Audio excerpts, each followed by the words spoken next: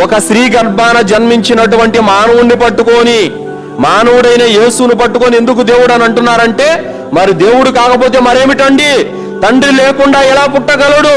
తండ్రి లేకుండానే పవిత్ర మరియమ్మ గర్భాన జన్మించిన వాడు దేవుడు కాకపోతే మానవుడు ఎలా అవుతాడు అన్నటువంటి వాదన మన క్రైస్తవ సోదరులది. మరి అల్లాహ్ సుబ్హానహు తఆలా దీనికి ఖురాన్ గ్రంథంలో సమాధానం ఇస్తున్నాడు.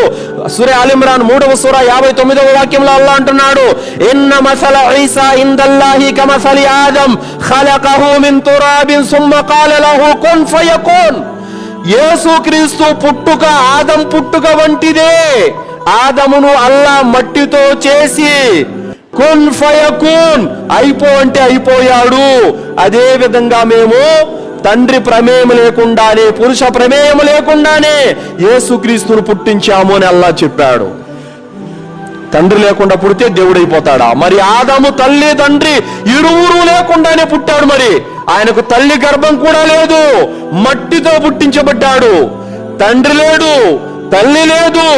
మనం ఇంకా తల్లి గర్భంలో రక్త మాంసం నుండి పుట్టాము, ఆయన మట్టి నుండి పుట్టాడు. యేసుక్రీస్తు కంటే అద్భుతమైనటువంటి పుట్టుక ఆదముది. యేసుక్రీస్తు కంటే కూడా అమోఘమైనటువంటి పుట్టుక ఆదముది. మరి యేసు కంటే గొప్ప దేవుడు కావాలి ఆదం, యేసు కంటే పెద్ద దేవుడు కావాలి ఆదం. ఎందుకంటే ఈయనకు తల్లి అయినా ఉంది, ఆయనకు తల్లిదండ్రులు ఇద్దరు లేరు. ఈయన తల్లి గర్భము రక్తపు ముద్దలో నుంచి ప్రాణం పోసుకొని వచ్చాడు. కానీ ఆదం అలైహిస్సలాం వారికి తల్లి గర్భం కూడా లేదు. ఆయన పుట్టింది నెత్తుటి ముద్దతో కూడా కాదు, మట్టితో సృష్టించబడ్డాడు. మరి యేసుక్రీస్తు కంటే 100 రెట్లు ఆయన పుట్టుక విచిత్రమైనది, అమోఘమైనది. మరి ఈయన దేవుడైతే ఆయనకు మించిన దేవుడు కావాలి ఆయన.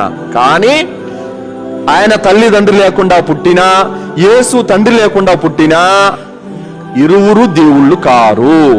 ఇరువురు కూడా దైవ ప్రవక్తలే, ఇద్దరు కూడా మానవులే. వాళ్ళిద్దరిని సృష్టించినటువంటి వాడు దేవుడు. ఏ ఆదమునైతే తల్లి తండ్రి ఇరువురు లేకుండానే మట్టితో ప్రాణం పోసి తయారు చేశాడో ఆయన దేవుడు. ఏ యేసుక్రీస్తునైతే తండ్రి లేకుండానే కన్య అయినటువంటి మరియమ్మ గర్భాన యేసును పుట్టించాడు, ఆయన దేవుడు తప్ప పుట్టినవాడు దేవుడు కాదు, తయారు చేయబడిన వాడు దేవుడు కాడు. మానవుడు ఎన్నటికి కూడా దైవం కాజాలడు. ఈ విషయాన్ని ప్రజలు అర్థం చేసుకోవాల్సినటువంటి అవసరం ఎంతైనా ఉంది.